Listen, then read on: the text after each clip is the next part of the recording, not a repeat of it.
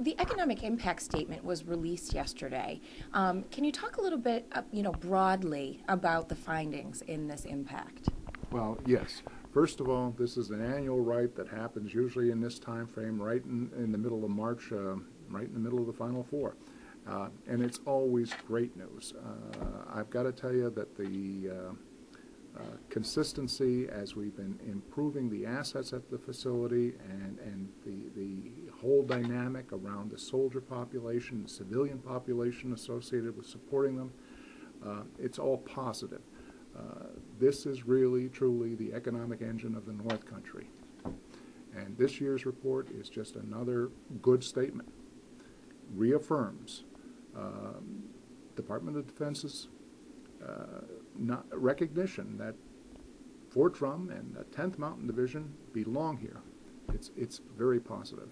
Nationwide, the economy kind of took a turn for the worse, but in the finding of the economic impact statement that we saw yesterday, we're showing that we're growing economically here in the North Country. Can you talk a little bit about why that would be? Okay, we continue to grow, and what you're seeing right now isn't really reflected in this. Remember, this is based on federal fiscal years, and this is the last federal fiscal year. What we will probably see in the future is a little drop in MILCON. MILCON is going to get scaled back in terms of overall projects. That means necessary projects aren't going to go away. They're just going to get stretched out over a longer time. But MILCON has always had a cyclical effect. It's kind of like a sine wave. It's up, it's down, it's up, it's down. That is project specific. What really drives the whole $1.5 billion of this report is payroll. And that's soldier population. We now have, according to this document, 19,447 soldiers and 4,826 civilians. And let's not forget retirees who settled into the area, up to 2,262.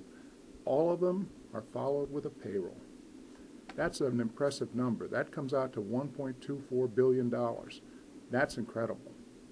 Does the economic impact statement, do you think that that will in the future help develop new housing projects? Will people that are developers look at this impact statement and say there is a need for more housing? Do you think that this will fuel maybe some future projects? It will help. It will help without question. I think the assurance that most developers are looking for is that Fort Drum is a permanent asset. I think of it as a permanent asset. But, those decisions are made at the federal level, far, far removed from any local control. That is probably the bigger concern to developers. They can build it, but they want to be assured they can fill it. So it's in all of our interests to make this a very acceptable home for the Fort Drum and 10th Mountain Division and anyone associated with it. We really want to be part and known as a defense community, a very positive defense community. This has been Holly Boname for myabc50.com.